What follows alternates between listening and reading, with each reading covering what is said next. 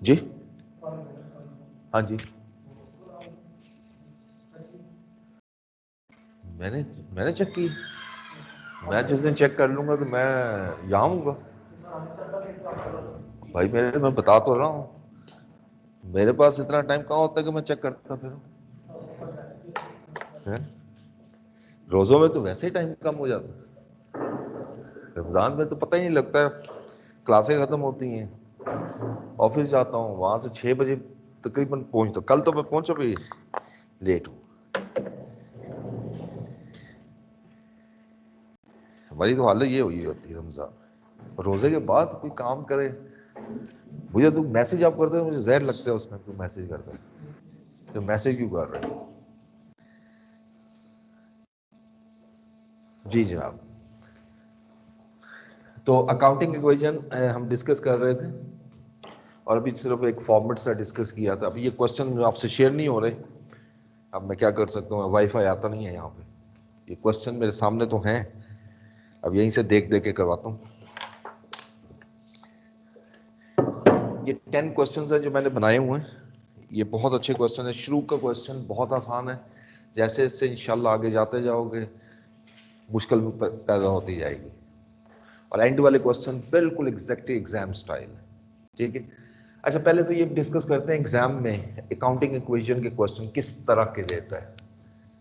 ये वाली लाइट मेरे ख्याल ऑफ कर दें, क्योंकि इसकी रिफ्लेक्शन ज्यादा आएगी। हाँ बस ठीक है, वो वाली कर दें, तो उसकी रिफ्लेक्शन ज्यादा है। जी बच्चों, अब देखो सर, ठीक है। बोर्ड वाले, बोर्ड चेक करो, कुछ बेहतर हुआ?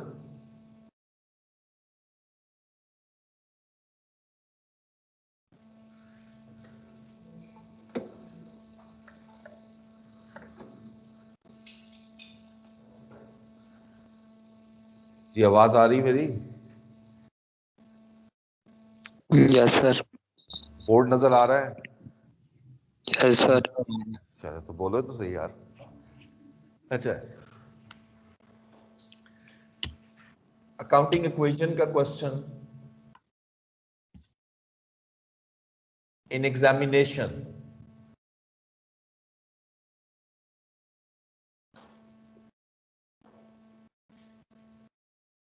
डिफरेंट तरीकों से आता है। नंबर 1, सेम उसी तरह के आपको प्रिपेयर करनी होती है अकाउंटिंग इक्वेशन,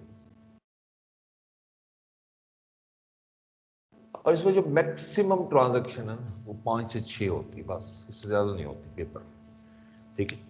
ये तो सिंपल है, जिससे आपको डाटा दिया होगा, ट्रांजैक्शन दी होंगी, आपने उससे अकाउंटिंग इक्वेशन तैयार करनी। सेकंड, अकाउंटिंग इक्वेशन गिवन होगी, आपने उसकी ट्रांजैक्शंस लिखनी होंगी, आइडेंटिफाई करनी। यानी उल्ट कर लो, सॉल्व हुआ हुआ क्वेश्चन दे देंगे कि क्वेश्चन बना दो, यानी ट्रांजैक्शन खुद लिखनी डिस्क्रिप्टिव फॉर्म में, ये ट्रांजैक्शन है क्या, ठीक है जी। तीसरा,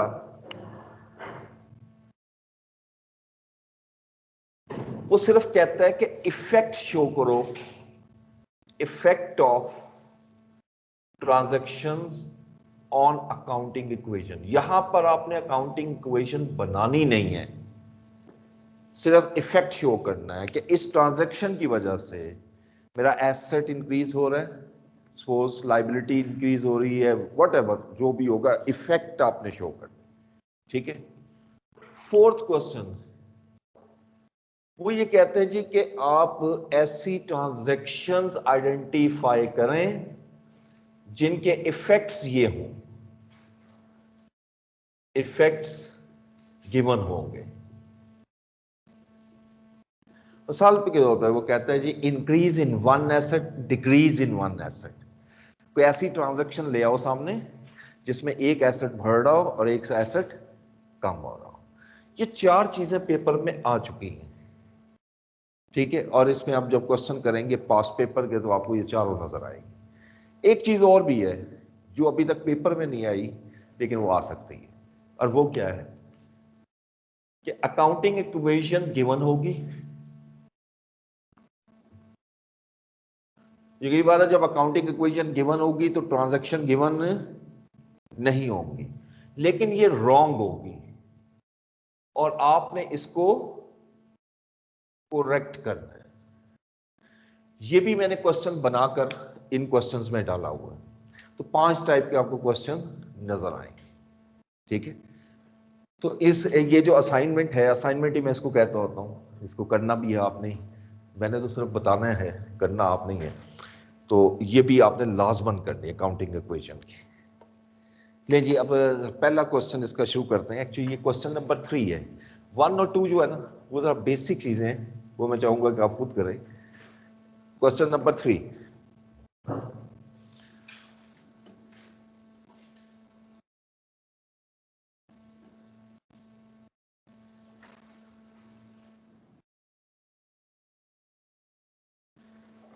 हाँ जी, Shadab started business of trading and in the first month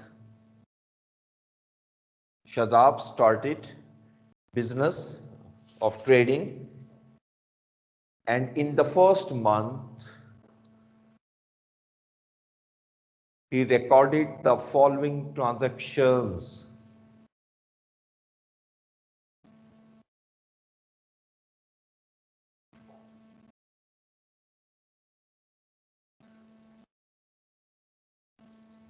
Number 1, Shadab invested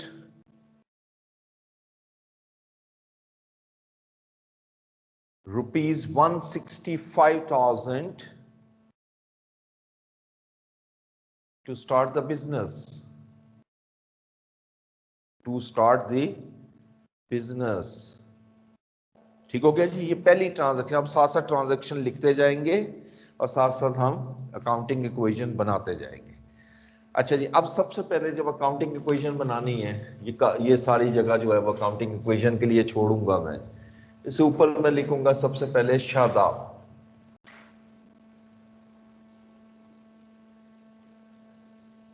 और नीचे लिखूंगा अकाउंटिंग इक्वेशन।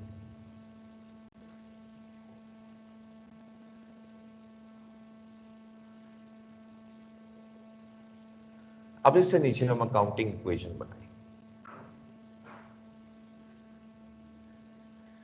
अब इसी एक साइड कौन सी होगी, एसेट्स। ये मैं सेंटर में लाइन लगा रहा हूं सिर्फ, आप लाइंस के थ्रू भी कर सकते हो, एक एक लाइन भी लगा सकते हो, वो भी मसला नहीं है क्लैरिटी के लिए, लेकिन टाइम ज़ाया नहीं करना एग्जाम में, ठीक है। एक यहाँ पर एग्जाम टिप आपको बता दूं, बहुत ज़रूरी है, ख़ास तौर पे ये हमारी जो बच्चियाँ हैं इनको ज़रा बीमारी होती है एक, ठीक है। ये मुख्तलिफ किस्म का रंग इस्तेमाल करना, कोई मार्कर, कोई पॉइंटर और कुछ, ये सबसे बड़ी गलती होती है प्रोफेशनल स्टडीज़ में। एक चीज होनी चाहिए, सिर्फ एक बॉल पॉइंट, दैट्स ऑल, उसी से हेडिंग दो। बहुत ज्यादा दिल करता है चलो हेडिंग के लिए कोई ब्लैक मार्कर रख लो और नीचे बस क्वेश्चन सॉल्व कर दो। इवन लाइंस भी लगानी है ना, मैं लाइंस कैसे लगाऊंगा, रूलर रखूंगा, पेंसिल लूंगा, बस, कोई जरूरत नहीं है वो डिजाइन बनाने की, इधर से भी बराबर हो चारों तरफ, दोनों तरफ से, कोई जरूरत नहीं। वो भी लाइन में क्यों लगा रहा हूं, मेरा हाथ सीधा नहीं, लिखने में, फिगर्स लिखने में जीरो इधर उधर चला जाएगा, इसलिए कर रहा हूं, ठीक है। तो अब मेरा तो बोर्ड में बड़ा हाथ सीधा आता है, मुझे तो जरूरत भी नहीं है, मैं बगैर लाइन के भी कर लेता हूँ। और ये नहीं अभी स्टूडेंट लाइफ में करता था, तो आप लोगों के हाथ अभी सीधे नहीं होते, बहुत से स्टूडेंट्स के, बहुत कम स्टूडेंट ऐसे होते हैं जो बड़ा स्मूथली लिखते हैं, इसलिए इन चीजों का ख्याल करें, ये टाइम वेस्टिंग एक्टिविटीज है। सबसे पहले एसेट्स यहां आगे, कोई जरूरत नहीं कि सेंटर में लिखूं मैं, कोई जरूरत नहीं, is equal to liabilities plus owner's equity. और ये इक्वल ना भी लगाता कोई बात नहीं थी, क्योंकि मैंने लाइन लगाई हुई है, ठीक है ना, इसकी भी जरूरत नहीं थी। तो ये एक मैं लाइन लगा रहा हूं। अब ये जो लाइन है ना, ये इंपॉर्टेंट है, यहां मैंने सारे हेड ऑफ अकाउंट्स लगाने, हेड ऑफ अकाउंट्स जो भी एसेट आते जाएंगे। और ये अब ये जो पहली मैंने ट्रांजैक्शन लिखवाई है, इसमें अकाउंट हेड्स कौन कौन से हैं, कैश और कैपिटल। कैश किस कैटेगरी में आएगा? एसेट्स में। Asset. यहां लिख देता हूं कैश, और दूसरा कैपिटल ऑनर्स इक्विटी में, यहां लिख देते हैं एंड पे कैपिटल। अच्छा, अब देखें कि शादाब ने 165,000 से बिजनेस स्टार्ट किया। बताइए कैश इंक्रीज होगा या डिक्रीज? इंक्रीज। Increase. यहां मैं ट्रांजैक्शन नंबर, जी ठीक है, 165 लिखता हूं, और दूसरी तरफ कैपिटल इंक्रीज। ये पहली ट्रांजैक्शन। सेकंड ट्रांजैक्शन लिखिएगा, he opened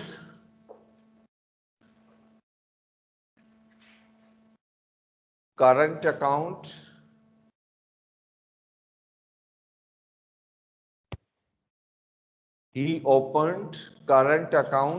with the bank by depositing rupees 100,000, by depositing rupees 100,000। Transaction की समझ आई? ठीक है ना, बैंक अकाउंट ओपन किया है, 100,000 रुपीज बैंक में डिपॉजिट करवाए। सो टेल मी कि हमारे अकाउंट हेड्स कौन से आएंगे? जी ऑनलाइन वालों बोलो।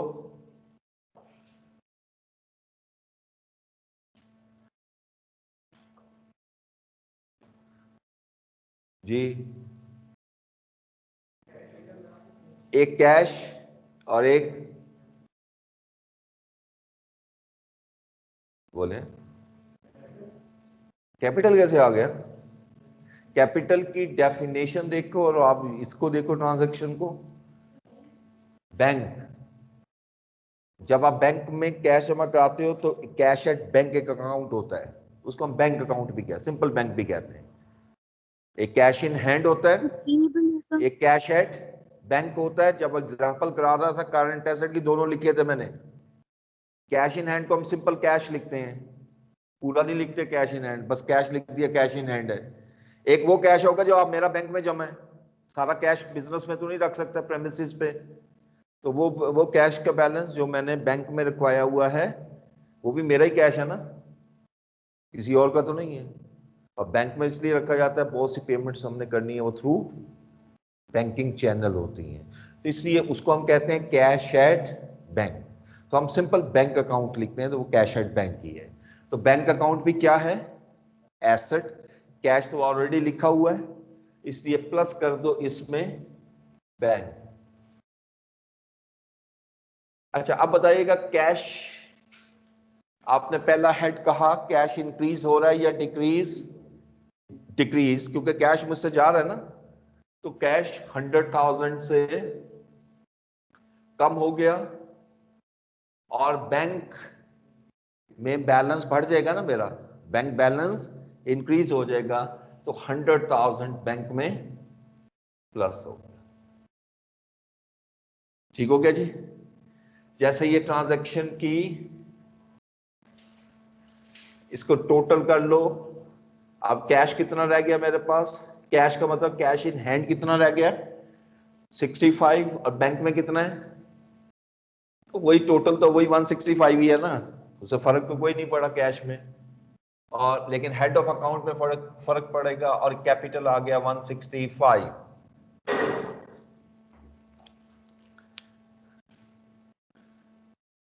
तीसरी ट्रांजैक्शन लिखिए।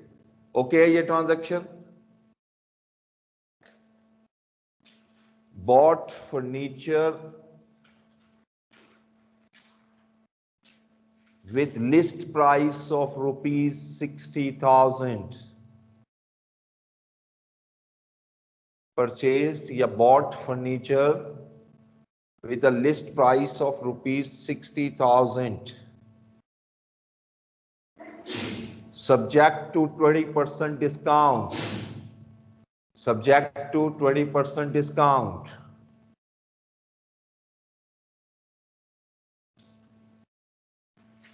and payment is made by check, and payment is made by check.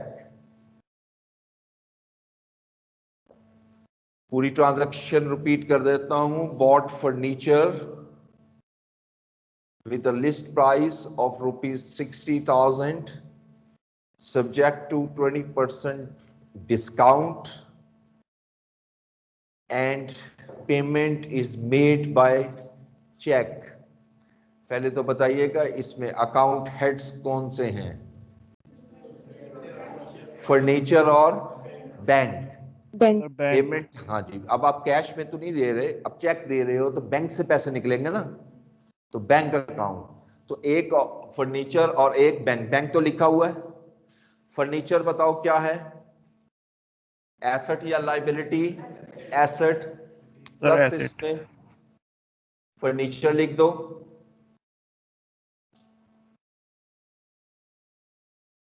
तीसरी ट्रांजैक्शन में अब आप ये बताइए कि बैंक बैलेंस इंक्रीज होगा या डिक्रीज? डिक्रीज होगा. Sir decrease. जी सर डिक्रीज होगा बैंक जी, बैलेंस. डिक्रीज होगा. अमाउंट कितनी आएगी? सर 48,000. गुड. 48,000 क्योंकि 20% आप ट्रेड डिस्काउंट है वो हमने पढ़ा था, उसको शो नहीं करते बल्कि माइनस कर देते.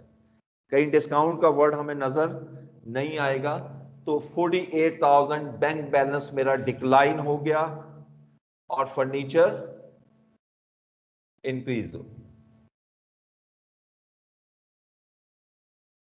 अच्छा, अब मैं हर ट्रांजैक्शन के बाद टोटल नहीं करता ताकि मैं एक ही क्वेश्चन कंटिन्यू कर दूं बोर्ड के लिए, अदरवाइज शायद मुझे फिर ऊपर आना पड़े. तो लेकिन आपने घर में जब भी क्वेश्चन करने हैं हर ट्रांजैक्शन के बाद टोटल करना. वैसे मैंने बताया एग्जाम में ये 5 to 6 ट्रांजैक्शन होती हैं. यहाँ पर जरा ज्यादा होंगी क्योंकि हम प्रैक्टिस कर रहे हैं. हर क्वेश्चन में आपको 10 से 12 15 मिलेंगी ट्रांजैक्शन. नेक्स्ट ट्रांजैक्शन लिखिए नंबर 4.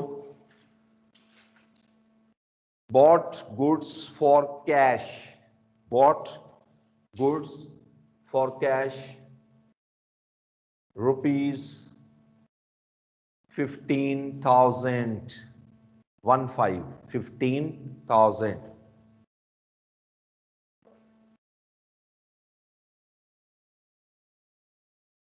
जी account head. Sir inventory. Purchases और कैश.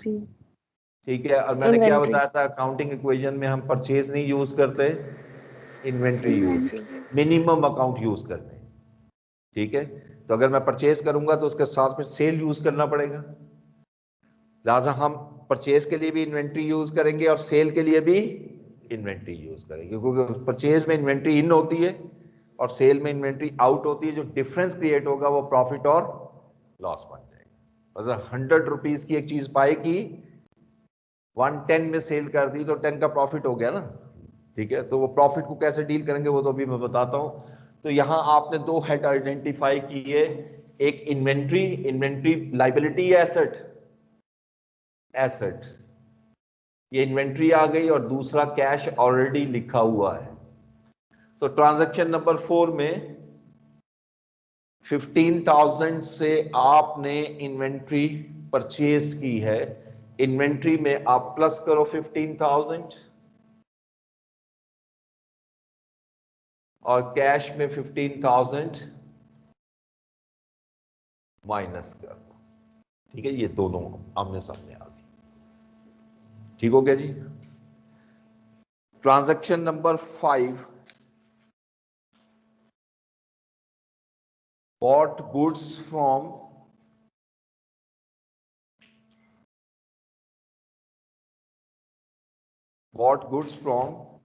सर एक्सक्यूज मी, एक क्वेश्चन था आपसे. जी. सर ये डिपेंड हम पर करता है कि हम 2 ट्रांजैक्शंस के बाद टोटल करें या हर ट्रांजैक्शन के बाद टोटल करना जरूरी होता है? प्लीज ये हर बता दें. ट्रांजैक्शन के बाद टोटल करना जरूरी होता है. पहली मर्तबा तो 2 लेनी पड़ेंगे ना ट्रांजैक्शन, फर्स्ट टाइम. ठीक है.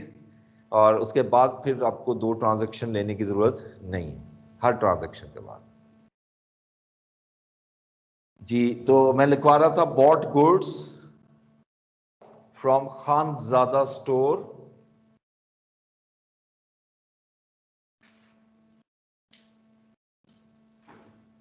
वर्थ रुपीज 22,000, वर्थ रुपीज 22,000, बोलिए।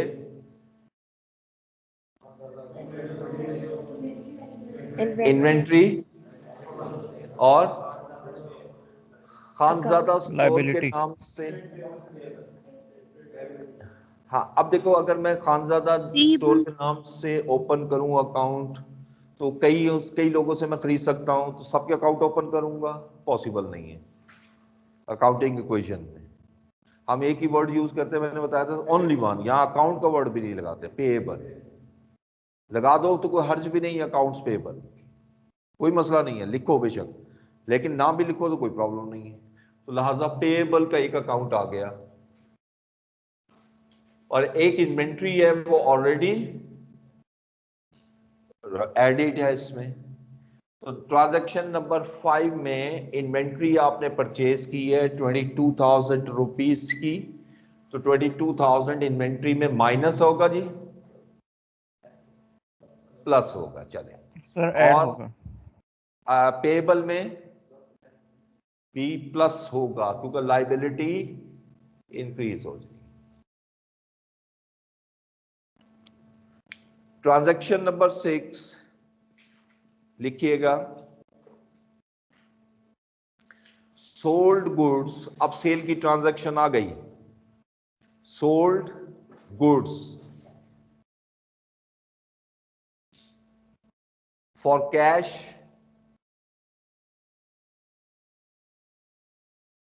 ₹17,000, which originally cost ₹12,000. Sold goods for cash ₹17,000, which originally cost rupees कितनी लिखवाई? 12,000। ठीक है जी। अब इस ट्रांजैक्शन को जरा सोच के बताइएगा, कौन से हेड्स हैं? एक तो कैश आ गया, ठीक है जी, और इन्वेंट्री। सर एक यहां सेल इन्वेंट्री के लिए होगा, भी डिक्रीज होगी। इन्वेंट्री डिक्रीज हो जाएगी ना, लेकिन इन्वेंट्री का हेड यूज करोगे, ठीक है। लेकिन एक तीसरा अकाउंट भी ओपन होगा, दैट इज प्रॉफिट। सर वो, जी सर, प्रॉफिट होगा ना, क्योंकि इन्वेंट्री जो है वो 17,000 की माइनस तो नहीं कर सकते ना। इन्वेंट्री जो असल है वो 12,000 की थी, अब 12,000 माइनस करोगे, ठीक है, तो ऑब्वियसली बाकी डिफरेंस आएगा। वो डिफरेंस क्यों आ रहा है? Due to profit in this transaction. जरा आप करते हैं कैश। ट्रांजैक्शन नंबर 6 में कैश बताओ, इंक्रीज हो रहा है डिक्रीज? Sir increase. कितने से, कितनी अमाउंट से? 17,000। 17,000 से। आपने कैश में सेल की, कैश आया कितना आपके पास? 17,000, ठीक है। अच्छा, जब मैं इन्वेंट्री की बात करता हूं, स्टॉक की बात करता हूं, तो स्टॉक इन हो रहा है, आउट? कितनी सर मालियत आउट। स्टॉक आउट हो रहा है? 12 का। अभी ट्रांजैक्शन मुकम्मल नहीं हुई, क्लियर नजर आ रहा है। 5,000 का प्रॉफिट हुआ है, और प्रॉफिट कहां जाएगा? कैपिटल में। ये याद रखना है, क्योंकि प्रॉफिट लॉस सारा कहां जाना है? कैपिटल में। ये जो 5,000 का प्रॉफिट है वो यहां पर आप इसको ऐड कर दो, ठीक है। ट्रांजैक्शन नंबर 7,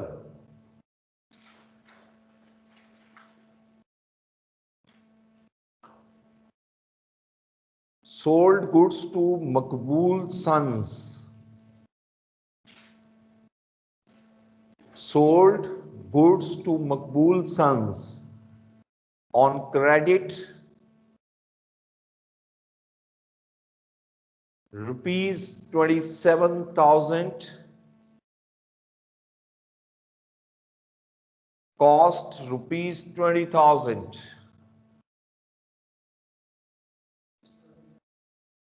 27,000 सेल की अमाउंट है, और कॉस्ट 20,000। अकाउंटिंग इक्वेशन के क्वेश्चन में जब भी सेल दी होगी उसके साथ उसकी कॉस्ट जरूर बताई होगी, और अगर नहीं बताई होगी तो वो भी हम सीख चुके हैं क्लास में, हमें मार्कअप और मार्जिन लगाकर खुद कैलकुलेट करनी पड़ेगी। ये अगले क्वेश्चंस में शुरू हो जाएगा वो काम भी, ठीक है।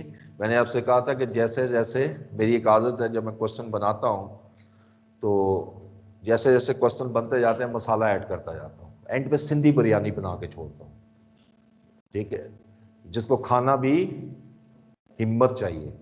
जैसे मैं एक दफ़ा खाने का इत्तेफाक हुआ वहाँ पर हैदराबाद वाली साइड पे, तो मैंने जग साथ रखा हुआ, ठीक है, वो आम बंदे का कम नहीं है, वो पता नहीं खाते कैसे, उनकी हिम्मत है। तो बहरहाल, तो इसी तरह आपने ये समझना कि सिंधी बिरयानी खा रहे। आइएगा नंबर 7, बताइए इसमें क्या आएगा। रिसीवेबल, लाइबिलिटी साइड पे लिख दूं, पक्की बात है? नो चलो, सर, एसेट साइड पे आएगा। ठीक है जी, मान लिया आपकी बात। Receivables,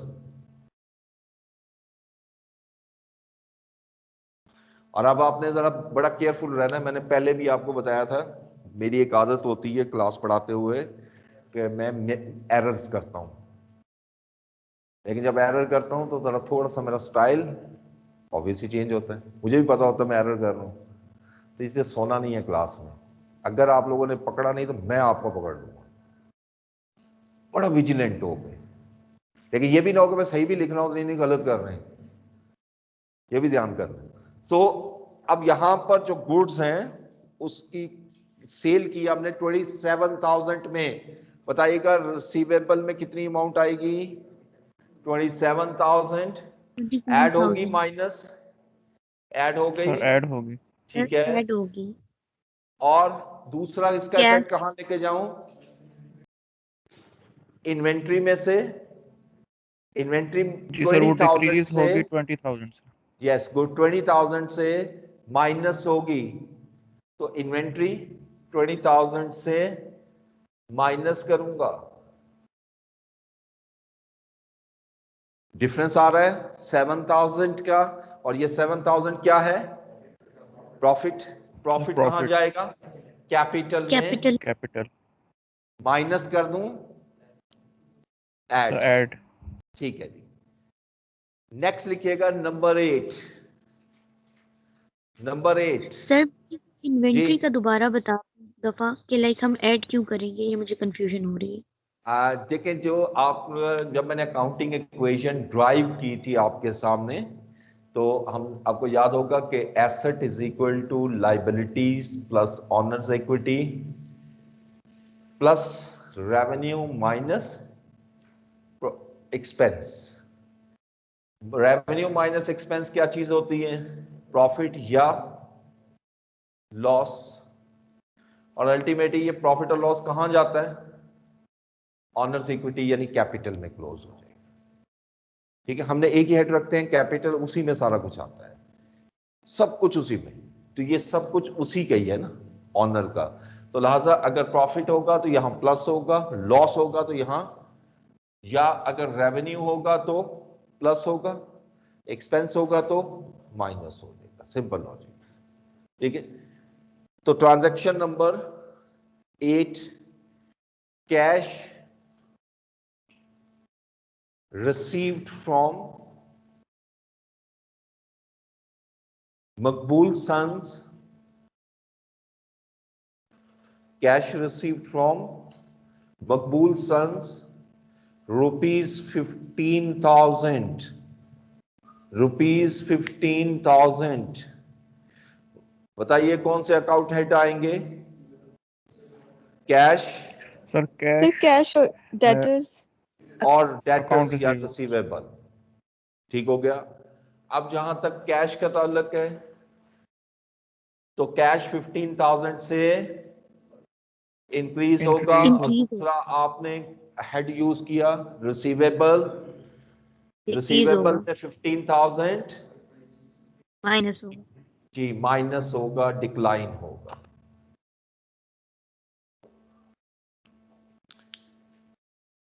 number 9, cheque paid to Khanzada stores ₹12,000 लिख लो। Cheque paid to Khanzada stores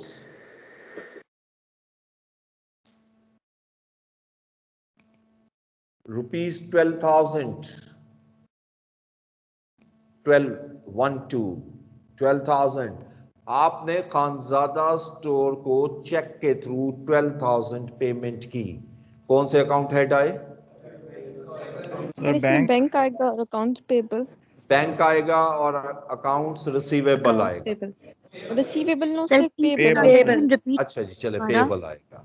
अब बताइएगा कि बैंक बैलेंस इंक्रीज होगा या डिक्रीज? डिक्रीज। बैंक में से सर डिक्रीज करेंगे और अकाउंट पेबल में से नहीं, सॉरी, अकाउंट पेबल डिक्रीज होंगे और बैंक भी डिक्रीज होगा। डिक्रीज होगा, ठीक है। अमाउंट अमाउंट कितनी है? 12,000। तो 3,000। बैंक जी, बैंक से 12,000 माइनस कर दो और पेबल्स में से 12,000 माइनस कर दो। Excuse me sir.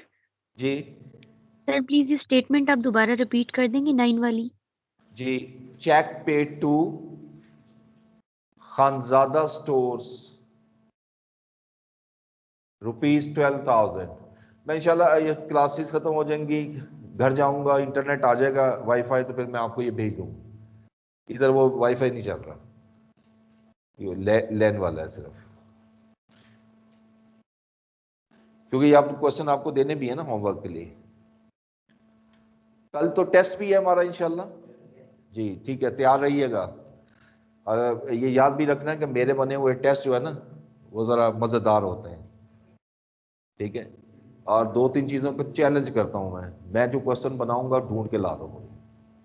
वो लिखा होता है ना कहीं दुकान पे, शरबत पिए जेली साबित करने के वो 1 लाख रुपए ना हो, ठीक है। मैं लाख रुपए तो नहीं दे रहा, लेकिन फिर भी मैं चैलेंज कर रहा हूँ।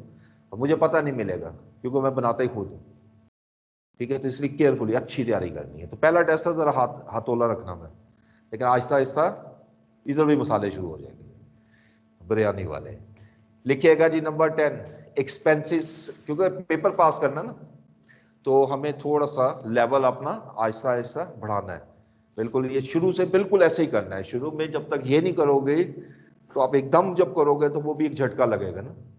तो थोड़ा थोड़ा आपको पहले इसकी आदत होनी चाहिए। Expenses for the month, expenses for the month were paid in cash,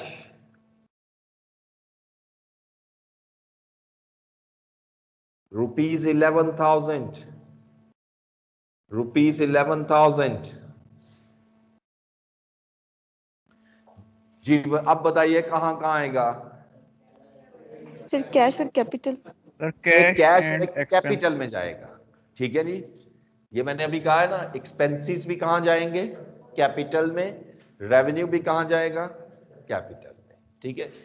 तो लिहाजा एक तो आपका कैश है, इंक्रीज हो रहा है, डिक्रीज? सर कैश डिक्रीज होगा। आप कैश में से 11,000 माइनस कर दो और दूसरी तरफ एक्सपेंस की वजह से कैपिटल इंक्रीज होगा या डिक्रीज? डिक्रीज होगा। डिक्रीज होगा, 11,000।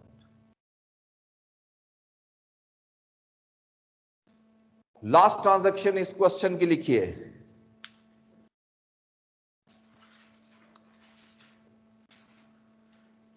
Shadab withdrew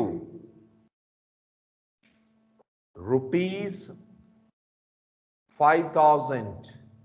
Shadab withdrew ₹5,000 from bank for personal use. For personal use. कौन से account heads? Sir bank and sir capital. Bank और कैपिटल। बैंक है, एक तो बैंक में से कैश लेस होगा, तो बिल्कुल बैंक से कितनी अमाउंट बोली मैंने? 5,000, या 11 ट्रांजैक्शन में बैंक में से 5,000 लेस कर दो और ड्राइंग्स है, ड्राइंग्स कैपिटल में से ही माइनस हो। लेस होंगी। हाँ जी, क्योंकि कैपिटल ऑनर्स इक्विटी को इंक्रीज करता है और ड्राइंग से ऑनर्स इक्विटी डिक्रीज होती है। अब क्योंकि आप तो साथ साथ टोटल कर रहे होगे, लेकिन अब मैं टोटल करता हूं, ठीक है। तो अब जब सारी ट्रांजैक्शन होगी तो मंथ एंड पे अब देखेंगे हमारे पास कितने एसेट हैं, कितनी लाइबिलिटीज हैं, कितनी ऑनर्स इक्विटी है वगैरह। आप इसको प्लस कर लें।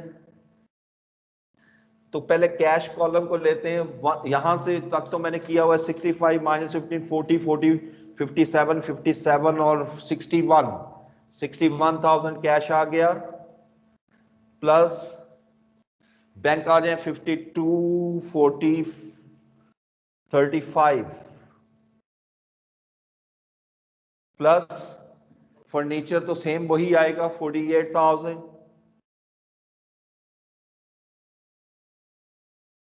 इन्वेंट्री देखें तो 37 32 5,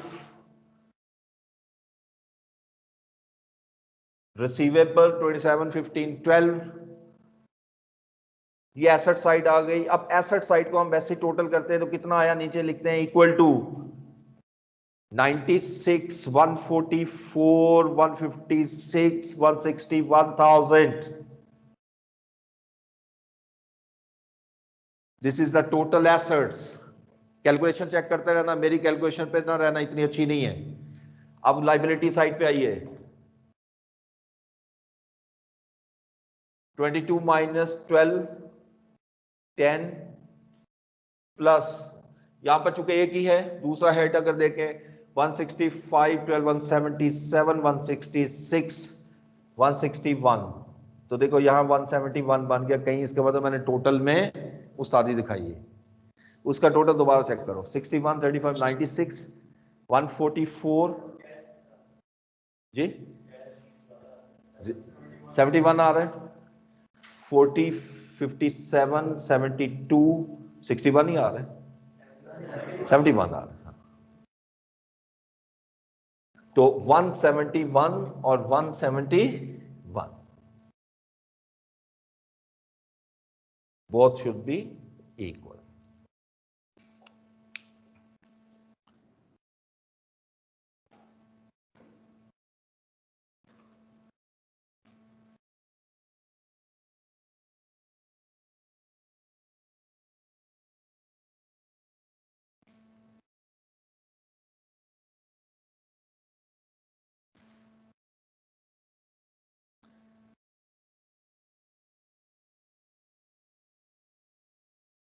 ठीक हो गया जी, क्लियर। अब इसका जो ये क्वेश्चन नंबर 3 था, अब होमवर्क लिखिएगा। क्वेश्चन नंबर 1, क्वेश्चन 1 क्या है वो भी मैं आपको बता देता हूं, इसमें करना क्या है।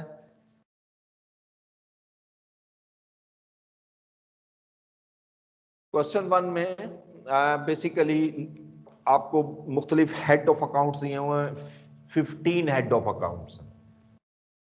उसके सामने सिर्फ आपने एलिमेंट बताना है, ये किस एलिमेंट में फॉल कर रहा है। मिसाल के तौर पे चलो डिस्कस कर लेते हैं, furniture and fixture assets, carriage inward, expense, commission earned, revenue earned, यहां पेड नहीं है, ठीक है, जो हमने अर्न की है। Then cash in hand, assets, drawings, owner's equity, बेशक वो डिक्लाइन हो रही है बट हेडिंग उसकी ऑनर्स इक्विटी है। Interest expense, interest expense, expense लिखा तो हुआ एक्सपेंस, लाइबिलिटी कहां से आ गई। Then discount allowed, expense, discount, उसके बाद office equipment, asset, asset, utility expense, good, expense, bank overdraft, liability, liability, loan from के एबिट, लाइबिलिटी, लाइबिलिटी नाम दिया ना के एबिट। Discount received, revenue, revenue, revenue, उसके बाद अकाउंट्स पेएबल, लाइबिलिटी, liability, ठीक है, अक्रूड इंटरेस्ट एक्सपेंस। अच्छा अब ये याद रखिएगा expense, वर्ड, जब किसी भी कहीं पे लफ्ज आ जाए अक्रूड और आगे लिखा हो, जो भी लिखा हो, मसलन ये कोई भी चेंज हो सकता है, इंटरेस्ट एक्सपेंस, समटाइम ये ऐसे भी हो सकता है अक्रूड इंटरेस्ट इनकम।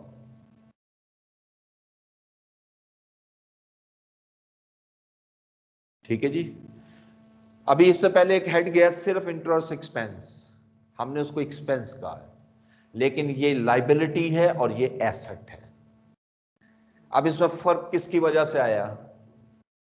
अक्रूड का मतलब क्या होता है? आउटस्टैंडिंग, यानी mean the interest expense which is still outstanding, यानी जो अभी हमने पे नहीं किया, ये वो इंटरेस्ट एक्सपेंस है जो अभी पे नहीं किया। और यहां क्या कहूंगा, ये वो इंटरेस्ट इनकम है जो मैंने रिसीव नहीं किया। इनकम के लिए वर्ड रिसीव आ जाता है और एक्सपेंस के लिए वर्ड पेड आता है नेचुरली, तो इसको मैं इंटरेस्ट एक्सपेंस पेएबल भी कह सकता हूं और इसको इंटरेस्ट इनकम रिसीवेबल भी कह। तो अक्रूड का मतलब सिर्फ आउटस्टैंडिंग होता है, चाहे वो रिसीवेबल हो या पेएबल। ठीक है, तो यहां अक्रूड इंटरेस्ट एक्सपेंस जो है that is not an expense, it is a liability. ठीक है, नेक्स्ट आता है कैरिज आउटवर्ड्स एक्सपेंस। एक्सपेंस, अब एक हेड मैं लिख रहा हूं रिटर्न इनवर्ड्स,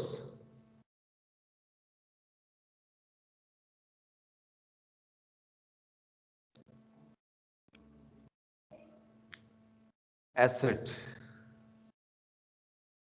ये होता क्या है? जब आपको यही नहीं पता कि ये है क्या, तो फिर आप एलिमेंट कैसे बता सकते हो? मुझे ये बताओ।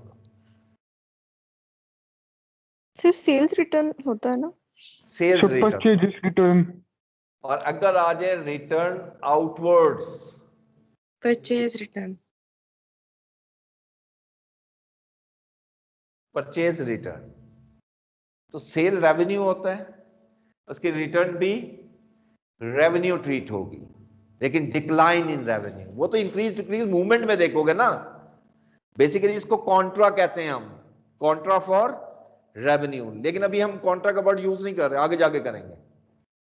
ये मेरा क्या होता है? परचेज, परचेज रिटर्न है ना। परचेज एसेट लेते हो तो इसको भी एसेट लो, लेकिन ये एसेट डिक्लाइन हो रहा है। ये याद रखना है, तीसरा था कॉन्ट्रा है। Contra mean against, reversal. ये रेवेन्यू में से माइनस होगा और ये एसेट में से माइनस होगा। आप लिख सकते हो यहां पे Contra for revenue, Contra for asset. ठीक है, तो जरा अब जैसे वो मैंने आपको पहले बताया था, एक पाकिस्तानी बुक में पढ़ रहा था, ऐसी कभी कभी आ जाती है, मेरा दिल करता है चलो पढ़ ही लूं। उसमें वो एक्सपेंसेस की लिस्ट बना रहा, उसमें ड्राइंग्स भी एक्सपेंस डाला हुआ।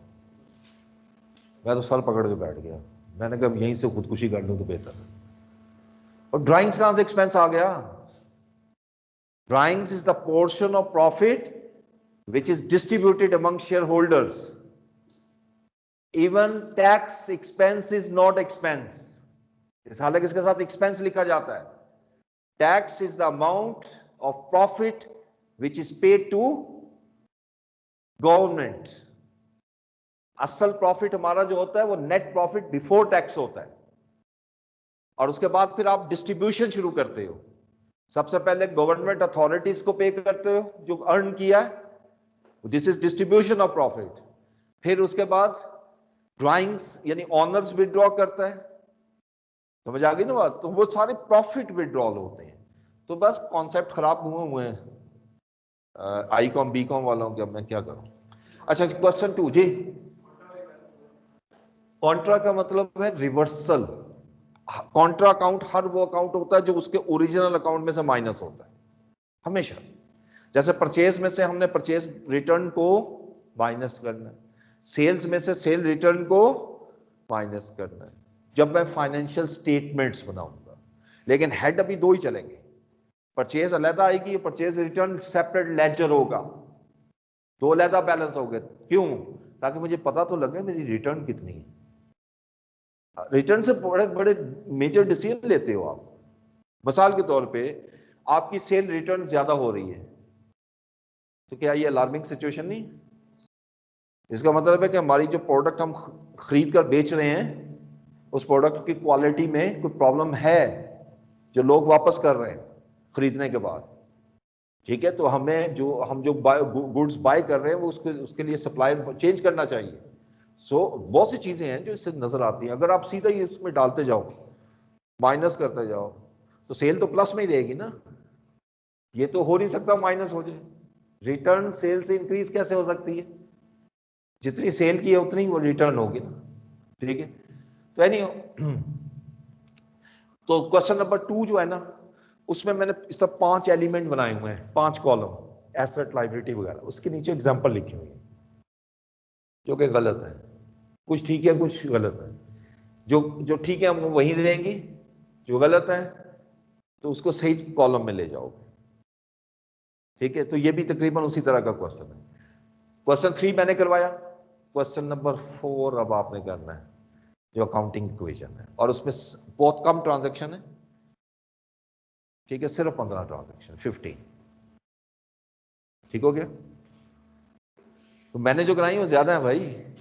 हाँ, ये 1 कितना होता है? 22, 22 और 15 होता है। ये भाई यही तो क्वालिटी है। अब आई के हर चीज को प्रूव करके दिखा दूंगा आपको, कहोगे मैं प्रूव करके दिखा दूंगा, आपको पता ही नहीं लगेगा ये कैसे 22 बन गया है। तो नहीं हो, तो आज के लिए इतना काफी है। अटेंडेंस लगाएंगे सर, और रिकॉर्डिंग पहले ऑफ कर ली।